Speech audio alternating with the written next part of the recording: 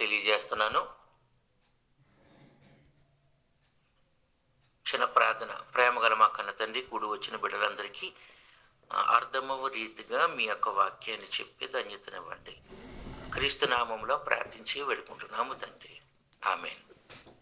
ఈరోజు నేను చెప్పబోతున్న అంశం ఏంటంటే, నిన్న క్రిస్మస్ మనమంతా చాలా హ్యాపీగా చేసుకున్నాం, చాలా సంతోషించాం. క్రిస్మస్ ద్వారా అనేక మంది అన్యజనులకు మన ప్రేమను పంచే మంచి అవకాశం, దాన్ని సద్వినియోగం చేసుకున్నాం మనం. మన స్నేహితులకు ఆహ్వానించి, వాళ్ళకి భోజనం పెట్టి, వాళ్ళకి వాక్యం చెప్పి, వాళ్ళకి గిఫ్ట్స్ ఇచ్చి మన ప్రేమను పంచే గొప్ప ధన్యత ఆ క్రిస్మస్లో జరిగింది. అయితే చాలామంది అన్యులు క్రీస్తు పుట్టుకను గురించి అపార్థం చేసుకుంటున్నారు. అదేంటంటే, కన్య అంటే పురుషుని ఎరగని స్త్రీ. పురుషుని ఎరగని స్త్రీ ఎలా గర్భం ధరిస్తుంది? ఒక మనిషి పుట్టాలి అంటే స్త్రీ పురుషులు ఒక పద్ధతి ప్రకారం పెళ్లి చేసుకుని దాంపత్యం జరిగిస్తే కదా పిల్లలు పుట్టుకొస్తారు. పెళ్లి కాలేదు, దాంపత్యం జరగలేదు, ఒక స్త్రీ బిడ్డను కనేసిందని బైబిల్లో రాయబడ్డది కదా, అది ఎలా సాధ్యము అని కొంతమంది వాళ్ళ యొక్క భావాన్ని వ్యక్తం చేస్తున్నారు. కొంతమంది అయితే క్రైస్తవ వ్యతిరేకులు, క్రైస్తవ విరోధులు అయితే, మరియమ్మ గారు తప్పు చేశారండి, పాపం చేశారండి, ఎవరితోటో పోయారండి, బిడ్డను కనేసిందండి అని మరియమ్మ గారి మీద నిందలు కూడా వేస్తున్నారు.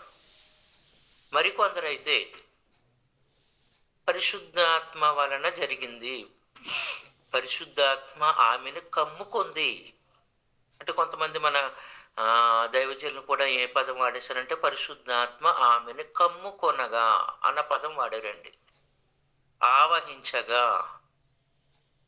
సో వాళ్ళు ఆ పదాన్ని బట్టి, వాళ్ళ మాటను బట్టి ఎలాగా అపార్థం చేసుకున్నారంటే, హైందవ గ్రంథాలలో ఒక స్త్రీ స్నానం చేసి తలారబెట్టుకోవటానికి బయటకు వస్తుందట. అప్పుడు ఆమె అందాన్ని చూసి సూర్యుడు మోహించగా ఆమె గర్భవతి అవుతుందంట, ఆమె బిడ్డను కనేస్తుందట. సో అలా జరిగి ఉండొచ్చేమో. పరిశుద్ధాత్మకు శరీరం లేదు, ఆయన ఆత్మ మాత్రమే. సో ఏంటంటే, క్రీస్తు పుట్టుకలో రకరకాల భిన్నాభిప్రాయాలు కలిగి ఉన్నారు. మన క్రైస్తవులం కూడా మనం ఏం చేస్తూ ఉంటామంటే, ఎక్కువగా క్రిస్మస్ పండుగలలో, క్రిస్మస్ ఆరాధనలో ఎక్కువగా మనం ఏం చెప్తూ ఉంటామంటే, క్రీస్తు మన పాప శాపము నుంచి మనల్ని విమోచించడానికి రక్షకుడిగా పుట్టి ఉన్నాడు. చాలా మంచి సబ్జెక్ట్ అండి ఇది. చాలామంది దైవజనులు ఆ విషయంలో అప్రిషియేట్ చేయాలి, అభినందించాలి. పాపుల రక్షకుడిగా క్రీస్తేసి ఈ లోకాన్ని పుట్టి ఉన్నాడు, వెరీ గుడ్. మరి కొంతమంది ఏంటంటే ఈజీగా చెప్పడానికి జ్ఞానుల గురించి చెప్తారు. వారు బంగారం సాంబ్రాణి ఇవి తీసుకొచ్చారు. అలాగే గొల్లల గురించి చెప్తారు, వారు భయపడతారని. కొంతమంది దేవదూతుల గురించి చెప్తారు.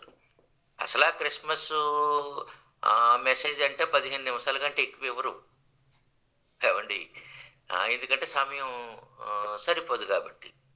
సో క్లుప్తంగా ఏ విషయాన్ని క్లుప్తంగా చెప్పడానికి అవకాశం ఉండదు.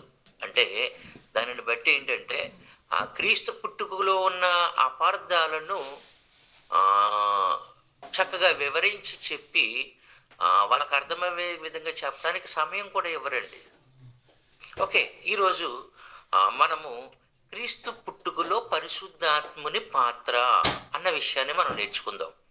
ఇన్ని సమస్యలు, ఎన్ని భిన్నాభిప్రాయాలు ఉన్నప్పుడు క్రైస్తవులమైన మనమంతా ఆ క్రీస్తు పుట్టుకలో పరిశుద్ధాత్మని యొక్క పాత్ర ఏంటి అన్న విషయం మనం నేర్చుకోవాలి. అందుకనే మత్తయి సువార్త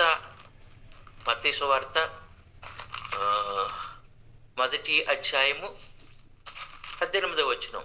మత్తయి సువార్త 1వ అధ్యాయము 18వ వచనం. యేసుక్రీస్తు జనన మీద మెట్లనగా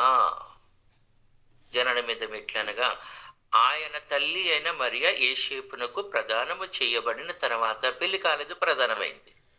వారు ఏకము కాక మునుపు వారి దాంపత్యం జరిగించలేదు. మునిపే మునిపే ఆమె పరిశుద్ధాత్మ వలన గర్భవతిగా ఉండెను. ఎవరి వలన? పరిశుద్ధాత్మ వలన. ఇది ఎలా సాధ్యం? ఆ శరీరము లేని పరిశుద్ధాత్మ, శరీరం లేని పరిశుద్ధాత్మ వలన మరియమ్మ గారు ఎలా గర్భవతి కాగలరు? ఇక్కడే ప్రపంచ క్రైస్తవ్యానికి అన్యులకు అర్థం కావట్లేదు. ఇది క్రైస్తవులు అర్థం చేసుకున్నారు, క్రైస్తవులకు డౌట్ లేదు. కానీ అన్యజనులకు అర్థమయ్యే విధంగా చెప్పగలిగే, ఎక్స్ప్లెయిన్ చేయడానికి మనకు మంచి సబ్జెక్ట్ కావాలి. పరిశుద్ధాత్మ వలన అనందు కదా. కొంచెం పరిశుద్ధాత్మ గురించి కొన్ని విషయాలు చెప్తాను మీకు. ఈ పరిశుద్ధాత్ముడు ఎవరంటే, పరలోకమందు తండ్రి, కుమార, పరిశుద్ధాత్ములు ముగ్గురు ఉన్నారు. ఈ ముగ్గురు దైవత్వము కలిగిన వారు. ఈ ముగ్గురిని దేవుళ్ళు అనొచ్చు. దేవుడు ఒక్కడే అయినప్పటికీ తండ్రి అయిన దేవుడు, కుమారుడైన దేవుడు, పరిశుద్ధాత్మ దేవుడు. ఎవరు? ముగ్గురు దైవత్వం కలిగి ఉన్నారు. సృష్టి చేయడంలో ఈ ముగ్గురి పాత్ర ఉంది.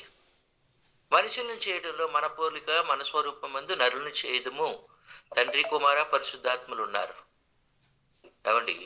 అలాగే మనుషులు చెడిపోయారు కదండి. బాబేలు గోపురం, మనము దిగిపోదుము అంటే అక్కడ తండ్రి, కుమార, పరిశుద్ధాత్ములు ఉన్నారు. ఏమండి? ఇప్పుడు దేవుడు పరిశుద్ధాత్మకు అప్పగించిన మరొక గొప్ప ప్రాజెక్ట్ ఏంటంటే 66 పుస్తకాలు ఈ గ్రంథం ఉంది కదండి. ఈ గ్రంథాన్ని సుమారు 40 నుంచి 42 మంది భక్తులు రాశారు కదండి. ఈ 42 ఈ భక్తులు చేత 66 పుస్తకాల గ్రంథము రాయించే ఆ ప్రాజెక్ట్ దేవుడు ఎవరికి చెప్పాడంటే పరిశుద్ధాత్మనికి అప్పగించాడు. అదొక పెద్ద ప్రాజెక్టు. ఏమండి? అలాగే అట్ ద సేమ్ టైం పరలోకమందున్న యేసుక్రీస్తు వారు, ఆత్మస్వరూపి అయిన యేసుక్రీస్తు వారు కన్య మరియ గర్భాన ఈ భూమి మీద పుట్టి, యేసుక్రీస్తు వారు ఆయన 40 దినాలు అరణ్యములో ఉపవాసం ఉండటం, సాతాను చేత శోధింపబడటం, ఇంకా ఆయన దెయ్యాలను వెలగొట్టడం, అద్భుతాలు చేయటం, ఆయన బలంగా సువార్త ప్రకటించడం, ఇదంతా ఆయన మరణించడం, సమాధి చేయబడ్డం, తిరిగి లేపబడ్డం, దీనంతటి వెనకాల యేసుక్రీస్తును లీడ్ చేయటం అనే ఆ యొక్క పెద్ద ప్రాజెక్టును పరిశుద్ధాత్ములు కలిగి ఉన్నారు.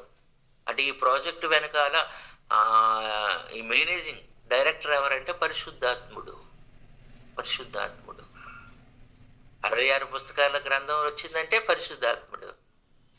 అలాగే యేసుక్రీస్తు వారు ఈ భూమి మీద పుట్టడంలో యేసుక్రీస్తు వారి జీవితాన్ని లీడ్ చేయటం వెనకాల ఎవరు మేనేజ్ చేశారు అంటే పరిశుద్ధాత్ముడు. అందుకని ఇక్కడ ఏముంది?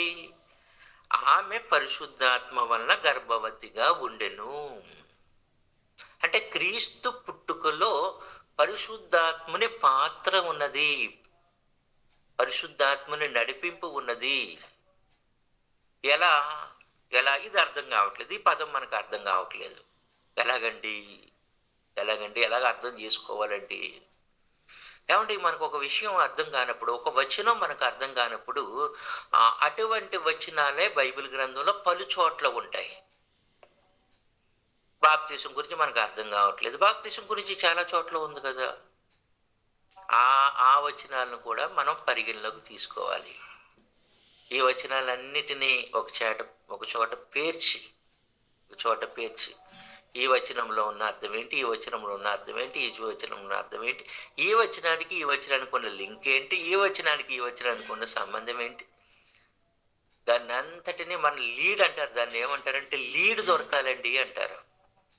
ఉదాహరణకి పోలీసులకి ఏదైనా ఒక మర్డర్ కేసు అప్పగించారనుకోండి, వాళ్ళు లీడ్ వెతుకుతారు. లీడ్ అంటే దానికి ఒక కూపి అంటారు, ఒక తాడు దొరకాలి. అంటే ఒక లీడ్ దొరికింది అనుకో, ఆ లీడు బట్టి వాళ్ళు ఏం చేస్తారంటే మొత్తం లాగేస్తారు బయటికి. ఏమంటే సత్యం ఏంటి, అబద్ధం ఏంటి, ఎవరు చేశారు, ఎవరు చేయలేదు, ఎవరి మీద మోపిస్తారు, అంతా లాగేస్తారు. అలాగే మనకు బైబిల్ గ్రంథంలో ఒక విషయం మనకు అర్థం కావాలి అంటే దానికి లీడ్ దొరకాలండి మనకి. లీడ్ దొరకాలి. ఇప్పుడు ఈ ఆమె పరిశుద్ధాత్మ వలన గర్భవతిగా ఉండెను. ఈ ఈ వచనానికి లీడ్ సంపాదించాలి మనం. ఈ వచనం లీడ్ అంటే ఈ వచనం మరొక వచనముతో ఎలా లింకప్ అయి ఉన్నది, అది లీడ్ అంటారు. ఈ వచనానికి ఆ వచనానికి ఉన్న సంబంధాన్ని మనం దొరికినప్పుడు మనకి ఇది అర్థమైపోద్ది. ఓకేనండి, చూద్దాం, లీడ్ సంపాదిద్దాం. ఇదే రకమైన వచనం మరొక చోట ఎక్కడ ఉంది? పరిశుద్ధాత్మ వలన అనే వచనం మరొక చోట ఎక్కడ ఉందంటే పక్క పేజీలో మత్తయి సువార్త 3వ అధ్యాయంలో 4వ అధ్యాయంలో మత్తయి సువార్త 4వ అధ్యాయంలో మొదటి వచనం. అప్పుడు యేసు అపవాది చేత శోధింపబడుటకు ఆత్మ వలన అరణ్యమునకు కొనుపోబడెను. ఆత్మ వలన అని ఉంది ఇక్కడ. ఆత్మ వలన, ఆత్మ అనేది బోర్డులో ఉంది. ఆత్మ అంటే పరిశుద్ధాత్మ. ఇక్కడ మళ్ళీ దొరికింది, లీడ్ దొరికింది మనకి. యేసుక్రీస్తు వారు బాప్తిసం పొందుకుని ఒడ్డుకు వచ్చారు కదండి. ఒడ్డుకు వచ్చిన యేసుక్రీస్తు వారు ఇంటికి వెళ్ళిపోవాలి కదా, ఇంటికి వెళ్ళిపోలేదు ఆయన. ఈలోగా పరిశుద్ధాత్మ, కంటికి కనిపించని పరిశుద్ధాత్మ, కంటికి కనిపించే యేసుక్రీస్తు వారిని అలా నెట్టుకుంటూ వెళ్ళిపోయారట. అక్కడికి అరణ్యములో. ఎందుకంట? 40 దినాలు అపవాది చేత శోధింపబడాలని. ఎవరు ఆపరేట్ చేశారు? ఎవరు మేనేజ్ చేశారు? యేసుక్రీస్తు వారిని ఇంటికి వెళ్లకుండా అరణ్యానికి వెళ్ళినట్టు ఎవరు మేనేజ్ చేశారు? పరిశుద్ధాత్ముడు. పరిశుద్ధాత్మ వలన వలన వలన కాబట్టి యోర్దాను నది నుంచి అరణ్యానికి కొనుపోబడ్డది ఎవరంటే పరిశుద్ధాత్ముడు వలన. ఆయన వల్ల వెళ్ళిపోయాడు. ఈయన లేదు. పరిశుద్ధాత్మ వలన కొనుపోబడను. ఇప్పుడు ఆలోచించండి, పరలోకమందున్న యేసుక్రీస్తు వారు, ఆత్మస్వరూపి అయిన యేసుక్రీస్తు వారు పరిశుద్ధాత్మ వలన ఎక్కడికి నడిపింపబడ్డారు? పరలోకము నుండి మరియమ్మ గారి గర్భములోనికి నడిపింపబడ్డారు. లీడ్ దొరుకుతుంది ఇక్కడ. అదే పరిశుద్ధాత్ముడు యేసుక్రీస్తు వారు 30 సంవత్సరాల వయసులో బాప్తిసం పొందుకున్నప్పుడు అదే యేసుక్రీస్తుని పరిశుద్ధాత్మ వలన అరణ్యమునకు కొనుపోబడ్డారు. ఓకే, కొంచెం లీడ్ దొరికింది మనకి. మరొక వచనం చూద్దాం. మరొక వచనం ఇదే మత్తయి సువార్త 12వ అధ్యాయం. మత్తయి సువార్త 12వ అధ్యాయం 28వ వచనం. దేవుని ఆత్మ వలన నేను దయ్యములను వెళ్ళగొట్టుచున్న ఎడలా. వింటున్నారా మీరు? ఫాలో అవుతున్నారా? దేవుని ఆత్మ వలన, మళ్ళీ లీడ్, మళ్ళీ వచనం దొరికింది సేమ్. దేవుని ఆత్మ అంటే పరిశుద్ధాత్మ వలన నేను దయ్యమును వెళ్ళగొట్టుచున్న ఎడల అంటే కంటికి కనిపించే యేసుక్రీస్తు వారు కంటికి కనిపించని పరిశుద్ధాత్మ వలన కంటికి కనిపించని దయ్యాలను వెళ్ళగొడుతున్నారు. అంటే దయ్యాలు వెళ్ళిపోతున్నాయి అంటే యేసుక్రీస్తు వారితో ఉన్న పరిశుద్ధాత్మ శక్తితో యేసుక్రీస్తు వారు దయ్యాలను వెళ్ళగొడుతున్నారు. ఏమండి, ఇదిగో ఈ గూగుల్ మీట్ వలన అనేక మందికి వాక్యం చెప్పగలుగుతున్నాను నేను. ఇంకా పాలయ్య గారు ఇచ్చిన అవకాశం వలన ఆయన ఇచ్చిన అవకాశం వలన మీ అందరికీ వాక్యం చెప్పగలుగుతున్నాను నేను. మీరందరూ చేసిన ప్రార్థన వలన సజీవుడిగా ఉండి క్రిస్మస్ సెలబ్రేషన్ చేసుకోగలిగాను నేను. మీ ప్రార్థన వలన, మీ సహాయం వలన ఈరోజు మీ ఎదుట సజీవంగా ఉన్నాను నేను. వలన అక్కడేమైనా తప్పు ఏమైనా ఉందా? పదంలో ఏమైనా తప్పు ఉందా? తప్పుగా ఆలోచించడానికి ఏమైనా ఉందా? ఏమండి, ఎప్పుడు శరీర సంబంధమైన ఆలోచన కలిగిన వారు ప్రతిదీ తప్పుగా ఆలోచిస్తూ ఉంటారండి. ప్రతిదీ డబల్ మీనింగ్ వేస్తూ ఉంటారు కొంతమంది. లోకాస్తులండి, శరీరానుసారులు అంటే మంచిగా మాట్లాడినా దానికి డబల్ మీనింగ్ తీస్తూ ఉంటారు. లోకంలో చూడండి, కొంతమంది ఎందుకో బ్రతుకులు మంచిని కూడా చెడ్డగా చూసే అది ఒక బ్రతుకే. చెప్పండి, ఎంత బాధాకరమైన విషయం అండి. ప్రతిదీ డబుల్ మీనింగే. మంచి కూడా డబుల్ మీనింగ్ తీసుకుంటావా? అందులో ఉన్న అర్థాన్ని మిస్యూజ్ చేస్తుంటారు కొంతమంది. ఓకే, పరిశుద్ధాత్మ వలన మరి మరిన్ని విషయాలు చూద్దాం. లోకసువార్త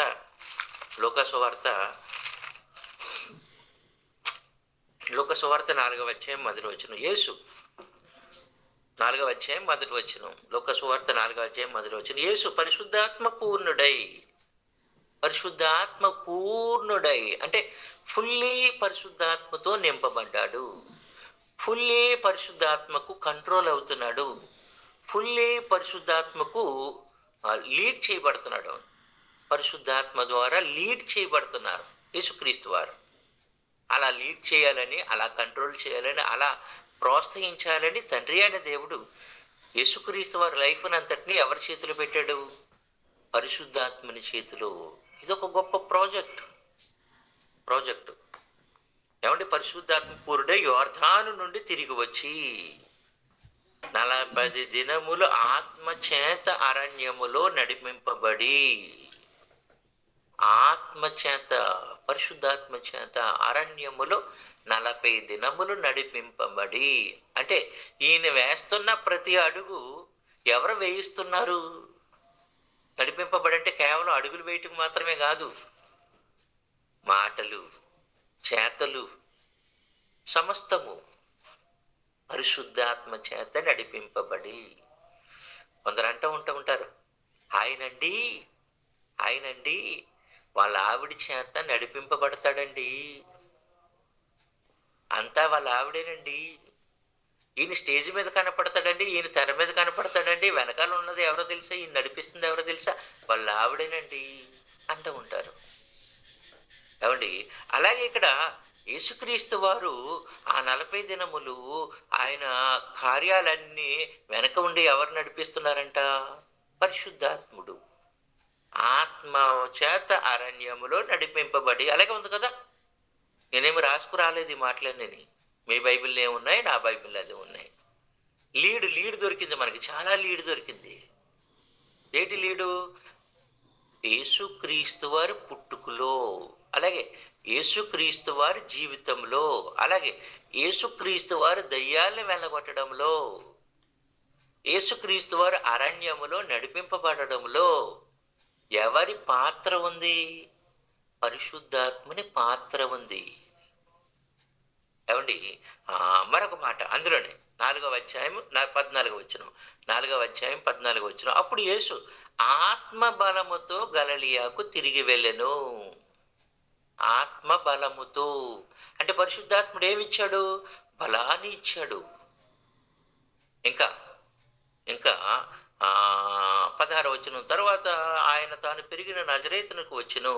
తన వాడికి చెప్పున విశ్రాంతి దినమందు సమాజ మందిరములోకి వెళ్ళి చదువుటికే నిలిచి ఉండగా ప్రవక్త అయిన యెషయా గ్రంథం ఆయన చేతికి ఇవ్వబడిన. ఆయన గ్రంథం విప్పగా ప్రభువు ఆత్మ నా మీద ఉన్నది.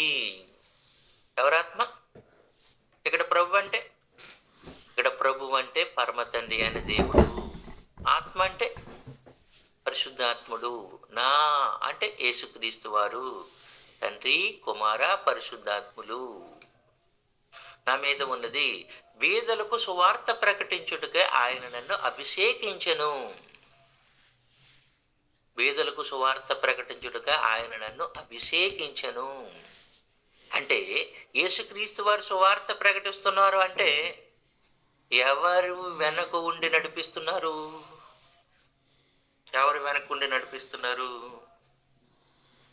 ఎవరు? పరిశుద్ధాత్ముడు. ఈ మధ్య నాకు ఒక ఫ్రెండ్, ఆయన ఎక్కువ ఏమంటాడంటే ఆత్మచేత నడిపింపబడాలి. వెరీ గుడ్, మంచిది, చాలా మంచిది. మరి ఆత్మచేత నడిపింపబడాలి అంటే మరి ఆత్మ కార్యాలు అర్థమవుతున్నాయా లేదా? ఆత్మను, పరిశుద్ధాత్మను అర్థం చేసుకున్నామా, అపార్థం చేసుకుంటున్నామా? అన్నీ పరిశుద్ధాత్ముడు. ఆయన అన్నీ పరిశుద్ధాత్ముడు చూసుకుంటాడు. పరిశుద్ధాత్ముడు చూసుకుంటాడు. కానీ నీకంటూ ఒక ఏం ఉండాలి, ఒక గురి ఉండాలి. నీ ఫ్యామిలీ మీద నీకు ఒక బాధ్యత ఉండాలి.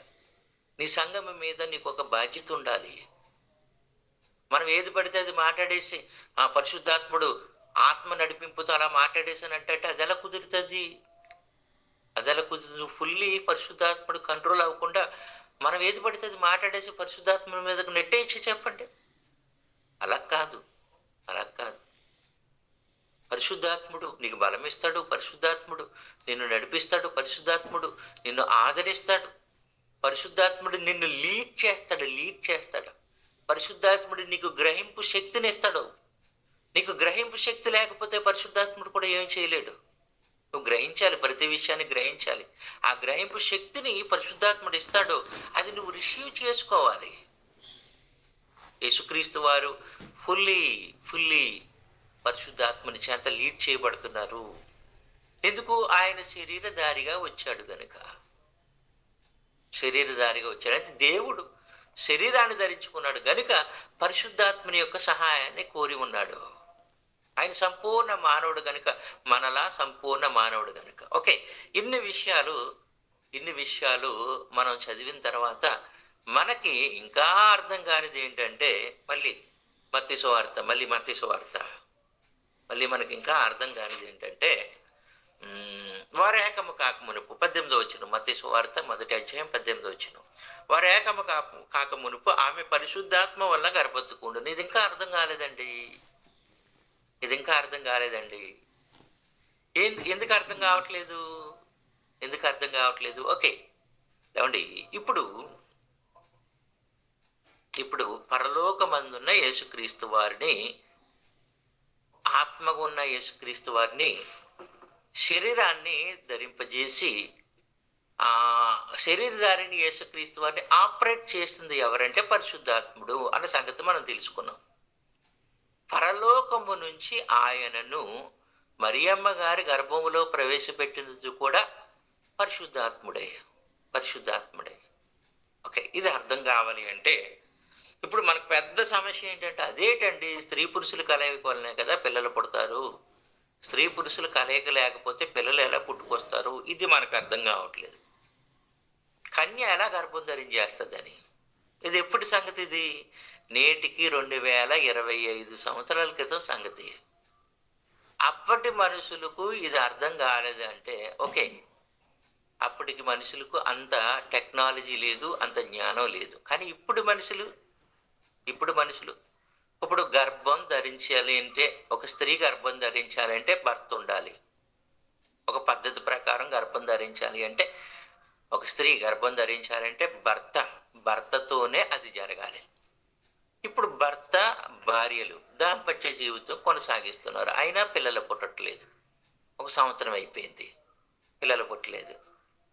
అప్పుడు అత్తగారు ఏమంటదంటే, అమ్మ ఏం కంగారు పడకండి, నాకు తెలిసిన మంచి డాక్టర్ అమ్మ ఉంది, ఆ డాక్టర్ అమ్మ దగ్గరికి తీసుకెళ్తాను. కోడల్ని డాక్టర్ అమ్మ దగ్గరికి తీసుకెళ్తుంది. డాక్టర్ అమ్మ గారు కొన్ని సలహాలు సూచనలు ఇస్తారు. ఏమండి, ఆ సలహాలు సూచనలు మాత్రమే కాకుండా, అమ్మ నీకు నెలసరి క్రమంగా వస్తుందా అని అడుగుతారు. అంతేకాకుండా ఎగ్ రిలీజ్ అవుతుందా లేదా, అండము రిలీజ్ అవుతుందా లేదా అన్నీ చెక్ చేస్తారు. అన్నీ బాగానే ఉన్నాయమ్మా అంటారు. అప్పుడు సెకండరీ ఎవరినంటే అయ్యగారిని దించుతారు రంగంలోకి. అయ్యగారికి కొన్ని ప్రశ్నలు వేస్తారు. ప్రశ్నలు వేసి, అయ్యగారు ఏమి లేదండి, చిన్న పరీక్ష ఏమండి అని కొన్ని పరీక్షలు చేస్తారు. అప్పుడు అయ్యగారిలో కూడా ఏం ప్రాబ్లం లేదు అన్నప్పుడు మళ్ళీ ఏం చేస్తారంటే గర్భసంచిని క్లీన్ చేస్తారండి. గర్భసంచిని క్లీన్ చేస్తారు, కొన్ని మందులు ఇస్తారు. ఏమండి, అప్పటికి ఆ యొక్క అమ్మాయి గర్భం దాల్చలేదనుకోండి, అప్పుడు డాక్టర్ అమ్మ ఏమంటదంటే ఐవీఎఫ్ చేద్దామంటది. ఏమండి, ఐవీఎఫ్ చేస్తే ఐవీఎఫ్ మీరు ఇంటర్నెట్లో సెర్చ్ చేయండి, దాని మీనింగ్ తెలుస్తుంది. అప్పుడు ఆమె గర్భం దాల్చేసిందండి. అప్పుడు ఆ అమ్మాయి గాని, వాళ్ళ అత్త గాని, ఆ అమ్మాయి తల్లి గాని ఏం చెప్తారంటే, "పలానా డాక్టరమ్మ వలన నా కోడలు గర్భం దాల్చిందని" చెప్తారు. ఎవరి వలన? "పలానా డాక్టరమ్మ వలన, పలానా డాక్టర్ వలన, నా కొడుకు వలన" అంటారు ఇప్పుడు. ఏవండీ, నా కొడుకు వలన గర్భం దాల్చింది, నా కోడలు గర్భం దాల్చింది, నా కొడుకు వలన అంటారు. ఎవరి వలనంట? పలానా డాక్టరమ్మ వలన గర్భం దాల్చిందండి అంటారు. అవునా కదా చెప్పండి? మాది ఈస్ట్ గోదావరి, అమలాపురం. ఏవండి, అక్కడ ఒక శకుంతలమ్మ అనుకుంటాను ఆమె పేరు. శకుంతలమ్మ డాక్టర్. పిల్లల పుట్టినోళ్ళకి అందరికీ ఆమె చక్కని వైద్యం చేస్తుందండి. చక్కని సలహాలు ఇస్తుంది. ఆమె వైద్యం వల్ల చాలా మంది గర్భవతులు అవ్వారు. ఏం చెప్పుకుంటారంటే, పలానా శకుంతలమ్మ వలన ఏమండి మాకు పిల్లలు పుట్టారండి వలన. అంటే ఆ శకుంతలమ్మ ఏం చేసింది? కేవలం వైద్యం చేసింది. అట్ ద సేమ్ టైం పరిశుద్ధాత్ముడు ఏం చేశాడు? పరలోకమందున్న యేసుక్రీస్తు వారిని మరియమ్మ గర్భంలో ప్రవేశపెట్టే ఆ ప్రాజెక్ట్ ఆయన కలిగి ఉన్నాడు అంతే. అదే ఆయన పని. ఒక డాక్టర్ అమ్మ ఎలాగైతే ఏవండి సలహాలు సూచనలు చేసి ఐవీఎఫ్ చేసి గర్భం దాల్చడానికి సహకరించిందో అలాగా. అయితే ఇంకో కొన్ని కేసులు ఉన్నాయి. కొంతమంది స్త్రీలలో నుండి గర్భసంచులు పాడైపోతాయి. అంటే ఉమ్మనీరు మధ్య ఆ బిడ్డ డెవలప్ అవుతాడు కదా. ఆ ఉమ్మనీరు మధ్య బిడ్డ డెవలప్ అవ్వాలంటే గర్భసంచి ఆ, బాగుండాలి. గర్భసంచి డ్యామేజ్ అయిపోయింది అనుకో, పిల్లలు పుట్టండి, ఇంకా అవకాశం ఉండదు. అటువంటి వారు అటువంటి వారు ఏం చేస్తారంటే అద్దె గర్భాలను ఆశ్రయిస్తారు. దానికి టెస్ట్ ట్యూబ్ బేబీ సిస్టమ్ అంటారు, సరోగసి అంటారు. అంటే దాని అర్థం ఏంటి? గర్భసంచి పాడైపోయిన ఆ స్త్రీ యొక్క అండమును, అలాగే తన యొక్క భర్త యొక్క కణములను డాక్టర్లు ఏం చేస్తారంటే వాటిని చాలా జాగ్రత్తగా వాళ్ళ గర్భాల్లోంచి తీసి ఒక చిన్న ట్యూబ్లో ఫలదీకరణం చెందించి మరొక స్త్రీ గర్భములోకి ప్రవేశపెడతారు. ఎవరు చేస్తున్నారు ఇదంతాని? డాక్టర్ గారు. ఏమండి, ఆ మరొక స్త్రీ గర్భములో వీళ్ళిద్దరి బిడ్డను పెంచుతారన్నమాట. పెంచుతారు. దాన్ని ఏమంటారంటే సరోగసి అంటారు. ఇలా పిల్లల్ని పుట్టించేస్తున్నారు డాక్టర్లు. ఇలా పిల్లలు పుట్టిస్తున్నారు. సరోగసికి కేంద్ర స్థానంగా మన హైదరాబాదు, బెంగళూరు నిలిచింది. ఈ మధ్య బెంగళూరులో ఈ కేసులు ఎక్కువైపోవటం, ఇందులో కొన్ని అవకతవకలు, ఇందులో కొన్ని మోసాలు. మోసం అంటే భార్య భర్తలు ఇద్దరు వెళ్ళారు హాస్పిటల్కి. భార్య గర్భంలోంచి అండం తీశారు, భర్త గర్భంలోంచి స్పెరం తీశారు. కానీ ఆ స్పెరం క్వాలిటీ లేదు. ఆ స్పెరం వల్ల బిడ్డ డెవలప్ అవ్వటం అనేది కష్టం. టెస్ట్ ట్యూబ్లో ఆ బిడ్డ డెవలప్ అవ్వటం అనేది కష్టం, ఫలదీకరణం చెందడం కష్టం. అప్పుడు వాళ్ళు ఏం చేసేవారంటే వీళ్ళ దగ్గర 10 లక్షలు 15 లక్షలు మాట్లాడేసుకుంటారనమాట. కానీ ఇతని యొక్క కణములు శక్తిహీనమైనవి. అప్పుడు వాళ్ళు ఏం చేస్తారంటే బయట నుంచి ఎవడొకడి ఆ స్పెరం కణాలు తీసుకొచ్చి అందులో మిక్స్ చేస్తున్నారండి. ఇతర కణాలు కాదు. వాళ్ళు ఏం చేస్తారంటే ఇతను లాంటి ఒక వ్యక్తిని, అంటే తెల్లగా ఉన్నవాడు యొక్క కణాలు ఆ యొక్క స్పెరం తీసుకొచ్చి మోసం చేస్తున్నారు అక్కడ. అలాగే అద్దె గర్భాల విషయంలో కొంతమంది స్త్రీలు తమ గర్భాన్ని అద్దెకిస్తూ ఉంటారు. వాళ్ళ పాపం వాళ్ళకు ఒక 50,000 లేకపోతే 1,00,000 రూపాయలు చేతులు పెట్టి వీళ్ళు 5 లక్షలు నొక్కేస్తూ ఉంటారు, వీళ్ళు 10 లక్షలు నొక్కేస్తూ ఉంటారు. ఇది పెద్ద సమస్య అయిపోయింది. మనకు ఒక లేడీ డాక్టర్ని అరెస్ట్ చేశారు, మన టీవీలో కూడా వచ్చింది. అమెరికా వంటి దేశాలలోనంటే ఈ సరోగసి అనేది చాలా కాస్ట్లీ అనమాట. అక్కడ పేదోళ్ళు వాళ్ళు దీన్ని తట్టుకోలేరు. సో అక్కడ చాలా కాస్ట్ కనుక వాళ్ళు ఏం చేస్తారంటే మన భారతదేశంలో హైదరాబాద్ వచ్చి ఇక్కడ ఒక స్త్రీ గర్భాన్ని అద్దెకి తీసుకుంటారు. ఏమండి, ఇక్కడ తక్కువ, 1,00,000 రూపాయలు పెడితే ఒక స్త్రీ తన గర్భాన్ని ఇచ్చేస్తుంది. పేదోళ్ళు కదా. ఏమండి, దీని మీద ఒక సినిమా కూడా తీయడం జరిగింది తెలుసండి. విదేశీయులు వచ్చి మన భారతదేశంలో ఒక స్త్రీ గర్భాన్ని అద్దెకి తీసుకుంటారనమాట. ఆ స్త్రీ ఏం చేస్తదంటే బిడ్డను కని డబ్బుల కోసం పాపం ఆశపడి బిడ్డను కంటది. ఆ బిడ్డ తెల్లగా ముద్దుగా పుడతాడండి. ఆ తర్వాత ఆ బిడ్డను ఆ తల్లి ఇవ్వటానికి వెనకాడుతది. నేనివ్వను నా బిడ్డనంటది. బిడ్డ ఎవరి బిడ్డ? ఎవరి బిడ్డ అంటే అమెరికా వాళ్ళ బిడ్డ. బీజం ఎవరిది? సీడ్ ఎవరిది? వాళ్ళది. అండం ఎవరిది? వాళ్ళది. గర్భములో మరి పెంచింది ఎవరు? ఈమె. ఇంక నేను ఈ బిడ్డనివ్వను అంటది. ఇంక ఆళ్ళకి ఈళ్ళకి కేసులు, పంచాయతీలు, కోర్టులు. ప్రియమైన దేవుని పిల్లారా, ఇప్పుడు ఆలోచించండి. ఎవరి వలన గర్భం ధరిస్తున్నారు? డాక్టర్ల వలన. డాక్టర్లు ఏం చేశారు? అండాన్ని, కణమును ఫలదీకరణం చెందించి ఒక స్త్రీ గర్భంలో ప్రవేశపెట్టారు. ఇప్పుడు కన్య కనగలదా అంటే, ఇప్పుడు శాస్త్ర ప్రపంచం, వైద్య ప్రపంచం ఒక అమ్మాయిని, ఏనాడు పురుషుని ఎరగని ఒక అమ్మాయిని డాక్టర్లకు అప్పచెప్పి, ఇదిగో ఈమె పురుషుని ఎరగని కన్య, ఈమె గర్భములో మా బిడ్డకు జన్మనివ్వండి, మా బిడ్డను పెంచండి అంటే, పురుషుని ఎరగని స్త్రీని డాక్టర్లు గర్భవతిని చేస్తారు. ఏం చేసి? వైద్యం చేసి. తప్పు చేసి కాదు, అక్కడ దాంపత్యం చేసి కాదు, వైద్యం చేసి. అంటే ఇప్పుడు ఏదైతే టెస్ట్ ట్యూబ్ బేబీ సిస్టమ్ అంటున్నామో ఏవండి, ఇది ఇప్పుడు డాక్టర్లు చేస్తున్నారు. నేటికి 2025 సంవత్సరాల క్రితం దేవుడు చేశాడు, పరిశుద్ధాత్ముడు చేశాడు అది.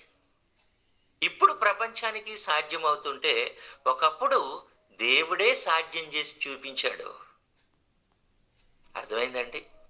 పరిశుద్ధాత్మ వలన గర్భవతిగా ఉండెను. గర్భవతి ఆయన అంటే పరిశుద్ధాత్ముడు మరియమ్మ గర్భములో యేసుక్రీస్తు వారి ఆత్మను ప్రవేశపెట్టాడు. ఒక డాక్టర్లా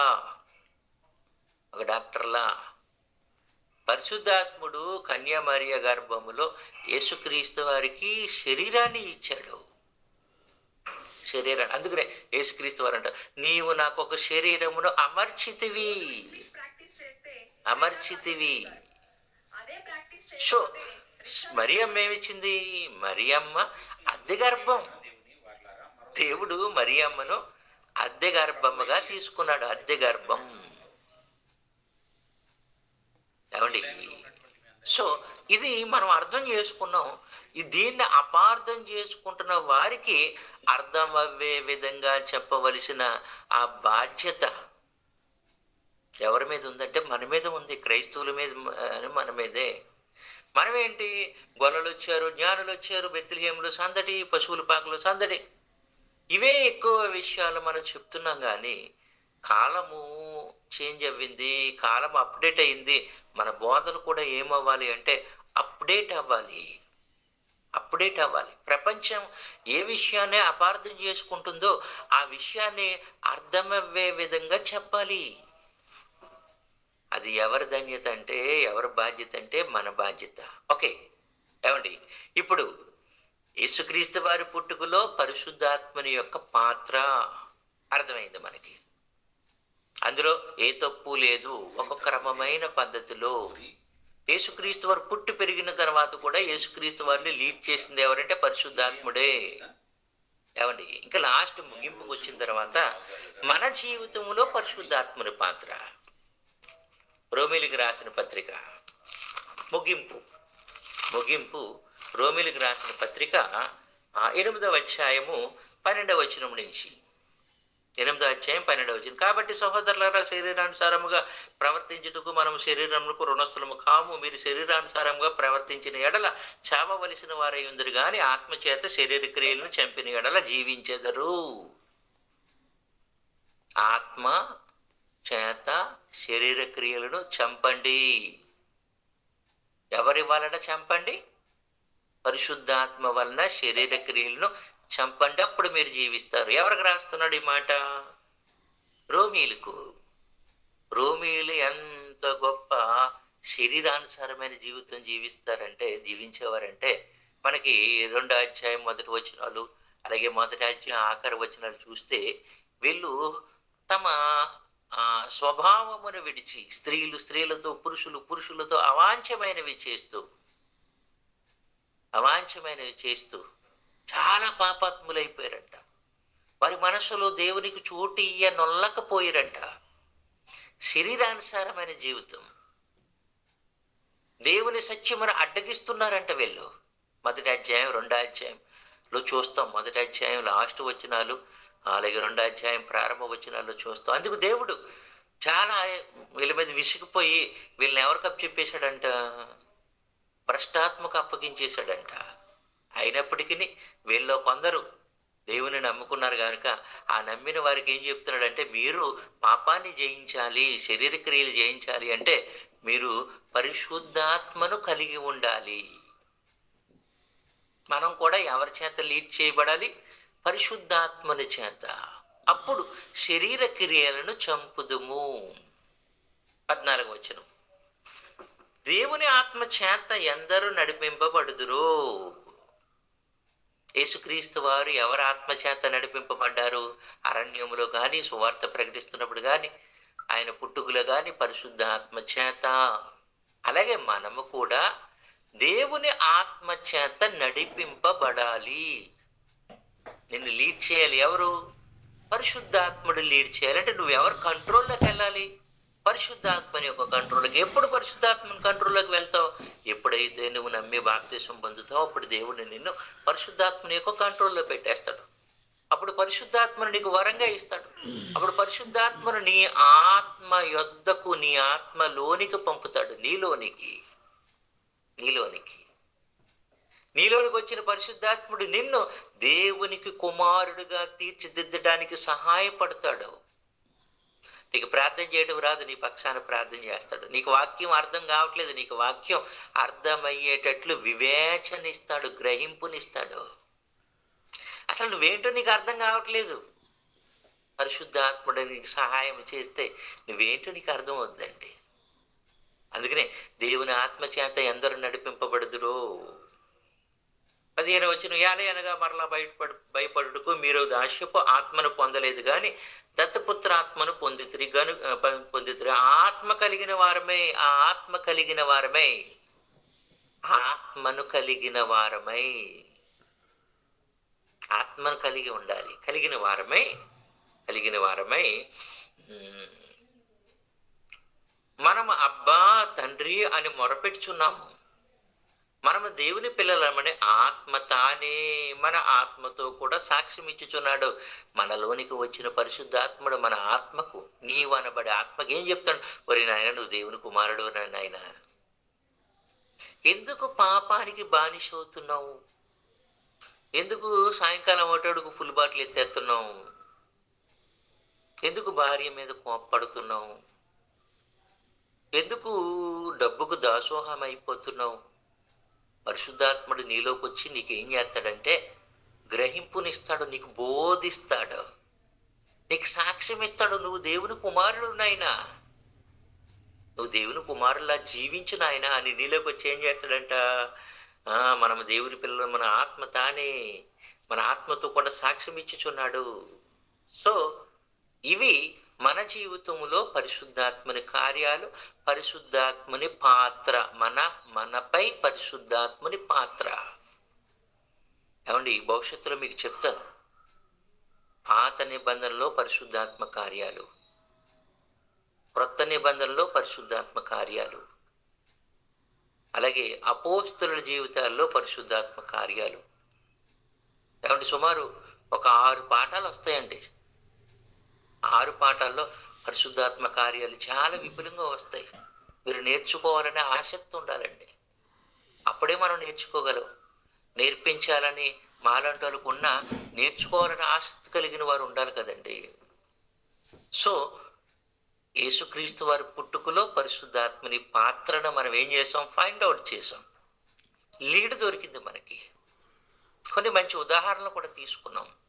వలన, చేత, ఈ పదాల యొక్క భావాలను మనం గ్రహిస్తే ఆయన పరిశుద్ధాత్మ వలన పుట్టినవాడన్న సంగతి మనకు అర్థమైంది. పరిశుద్ధాత్మ వలన నడిపింపబడిన వాడన్న సంగతి అర్థమైంది. తద్వారా మనం ఏం నేర్చుకున్నాం?